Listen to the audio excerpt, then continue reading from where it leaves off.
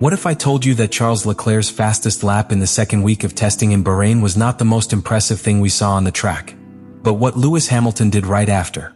Because while everyone was looking at that 1 minute and 33.739 seconds and talking about Ferrari as the strong car of the moment, Hamilton was showing something much more dangerous. It was not a scandalous turn. It was not a direct hit to the stopwatch.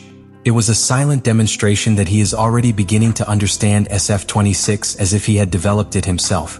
And that is truly crazy.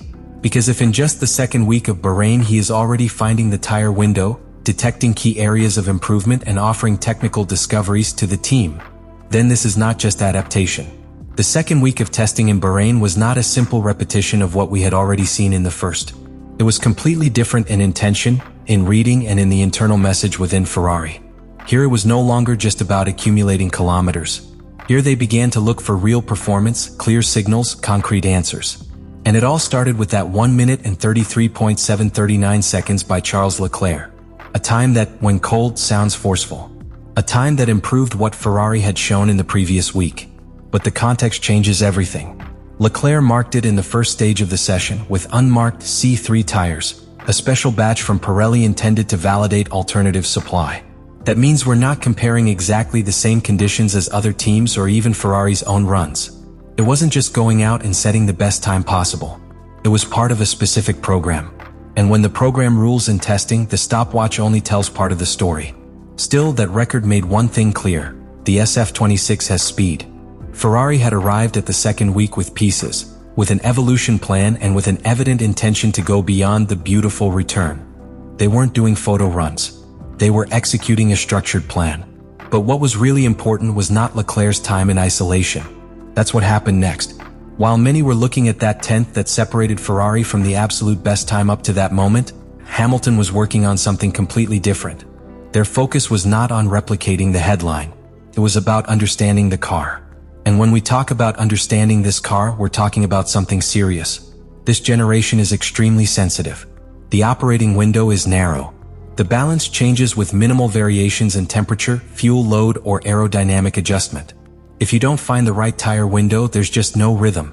Hamilton said it clearly: the car is complex. Finding the right window, especially with tires, is key. And that's where its true impact begins. Instead of looking for an immediate response at 1 minute and 33.739 seconds, it began to show repeatability.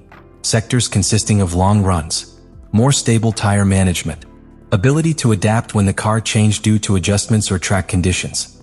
That, in Bahrain, with the asphalt punishing and the temperature increasing the degradation, is a very strong signal.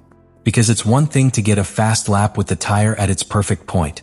It's quite another to sustain performance when the rubber starts to fall, when the balance shifts, when the car starts to feel different corner after corner. And that's where Hamilton begins to make something very clear. It's not just adapting. It is speeding up the process. He spoke of good discoveries. Discoveries. That implies that in those runs they were finding answers. Identifying areas to improve before the next test. That doesn't happen if the driver is still lost in the car. That happens when you start reading it correctly. And here is the detail that changes the internal narrative at Ferrari. Leclerc demonstrated the immediate potential of the SF-26. Hamilton began to demonstrate how to unlock it sustainably. And when a team combines those two things in preseason, pure speed and deep technical understanding, the message is ominous to the rest of the field. Because what we saw in this second week of Bahrain was not an internal battle for the fastest time. It was the beginning of a technical construction. And if already in the second week Hamilton is talking about clear areas of improvement and discoveries in the car's behavior, it means that the SF-26 has not yet shown everything it can give. And that, in the preseason, is the most dangerous of all. When Hamilton talks about this generation of car being complex, he doesn't mean it as an excuse. He says it as a diagnosis. These cars have an extremely narrow operating window. If the tire does not fall exactly into the correct thermal range, the aerodynamic balance shifts. If the balance shifts, the pilot begins to compensate. And when you compensate, you destroy the tire. It's a domino effect. And in Bahrain, with high temperatures and abrasive asphalt, this chain of errors is amplified. That's why what Hamilton showed was not a magical lap. It was control. In his long runs, something began to be seen that is not always visible in a timetable. Stability and rhythm when the rubber began to degrade. That means the car was entering the window faster or that he was managing the thermal transition of the compound better. And this is crucial, because if a driver gets the tire to work sooner and for longer, the team gains strategic margin, gain freedom, win options in the race. While Leclerc was proving that the SF-26 can be fast when everything is aligned, Hamilton was helping Ferrari understand how to maintain that performance when conditions are no longer ideal. That's where the team's internal focus changes. When a pilot detects good discoveries in testing, that normally implies that they are finding correlation between simulator, wind tunnel, and real runway data. It implies that the tools begin to align. And if the correlation improves, future development accelerates. In other words, you're not just upgrading the current car. You are accelerating evolution. And that in the second week is a very powerful signal. Because it means Ferrari wasn't simply validating parts. I was understanding behaviors. Hamilton identified areas for improvement before the next test. That means the team now has a clear map of where the SF-26 boundary is. And knowing the limit is the first step to overcoming it. This is where the narrative really changes. What Hamilton showed after Leclerc's fastest lap was not a reaction. It was technical leadership. Instead of entering into an internal battle over who sets the best time, he assumed the role of interpreter for the car. And when a 7-time champion begins to interpret a new car quickly, the team begins to revolve around that reading. Ferrari needs direction, needs consistency in development. And in this second week of Bahrain, we saw something that is not always visible on the timesheets. A driver beginning to shape the identity of the car.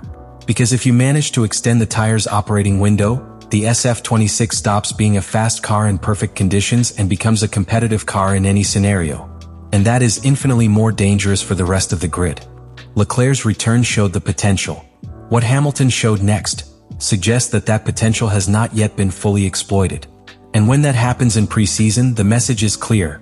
Ferrari is not looking for a one-time hit. When a team has two elite drivers, the natural order is usually established based on pure speed. But here the scenario is more complex. Leclerc showed that the SF-26 can be explosive in one turn. Hamilton began to show that he can be consistent, understandable, and moldable. And that difference is key. When he talked about discoveries, he was making it clear that he is no longer in the basic adaptation phase. It is in the optimization phase. That's a huge jump considering it's only the second week of intensive work with the SF-26. And this is where the pressure starts to shift. If Hamilton continues to accelerate the technical understanding of the car, Ferrari can begin to shift its reading of the balance sheet and operating window. And when that happens, the car begins to evolve in a specific direction. That does not mean that Leclerc loses prominence. It means that the internal reference point can start to move. Because it's one thing to have immediate potential. It's quite another to be the pilot who helps unlock structural performance.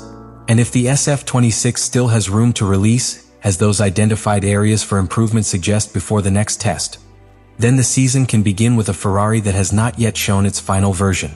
That's what's disturbing. We didn't see a Ferrari on the limit in the second week of Bahrain. We saw a Ferrari in progress. And when a large team enters the process with technical clarity, direction, and aligned data, it usually takes an unexpected leap when the real competition begins. What Hamilton showed after Leclerc's fastest lap was not a spectacle for the gallery. It was an internal signal.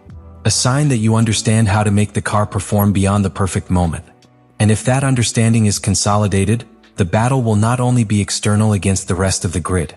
It will be internal. Because when both drivers start extracting the full potential of the SF-26 at the same time, Ferrari will not only have speed, will have depth. And in a long season, that is what makes the difference between fighting for podiums or fighting for the championship. Leclerc's 1 minute and 33.739 seconds was the easy starter. It was proof that the SF-26 has pure speed. That when everything is aligned, tire, temperature, balance, Ferrari can be there, 1/10 away from the absolute best record. But what was truly disturbing was not that return. That's what came next. Hamilton did not respond with an immediate hit on the stopwatch. He responded with understanding, with stability in long runs, with technical reading, with discoveries. And when a driver of his experience starts talking about having found clear areas of improvement in the second week of real work, it means that the car has not yet shown its ceiling. And that's what's dangerous. Because in Bahrain we didn't see a Ferrari pushed to the limit. We saw a Ferrari understanding how to extend its operating window. We saw a young driver showing immediate potential. And we saw a 7-time champion beginning to shape the technical direction of the car. That combination is not coincidental. It is structural. If Leclerc represents the edge of the knife in qualifying, Hamilton begins to represent the depth of the weapon in the race.